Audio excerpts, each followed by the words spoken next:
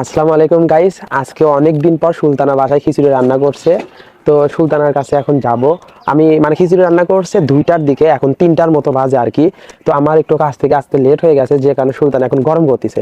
তো এখন ওর কাছে যাব, দেখি বলি যে ও মানে খিচুড়ি রান্না করার রিজনটা কি। ঠিক আছে, মানে অনেকদিন পর যেহেতু রান্না করলো, তাহলে তো এর কোনো রিজন থাকতে পারে, তাই না? আর সুলতানার থেকে শুনবো। তো কি করো সুলতানা? খিচুড়ি গরম করি তোমার জন্য। কখন করছে এই খিচুড়ি? এই একটার দিকে। 1টা 2টা দিয়ে, তাই না? হুম। আচ্ছা, তো মানে হঠাৎ করে এই খিচুড়ি রান্না করার রিজন কি? কোনো রিজনই না, খাইতে ইচ্ছা করলো তাই। এখন কি খাই দেখা যাবে? হুম। দেখি, গরম করতেছি, যা তোমার তো একটু লেট হয়েছে। একটু দেখি কেমন লাগে। গরম। হালকা দাও, হেসে হেসে হেসে।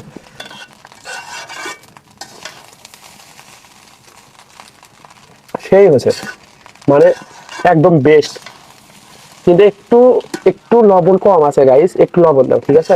আমি আচ্ছা। জানি যে ওর একটু লবণ কম হয়, ও একটু এগুলা বানাতে গেলে একটু লবণ কম হয়। যাই হোক, একটু লবণ দাও, তাহলে একদম পারফেক্ট। ঠিক আছে, লবণ দাও।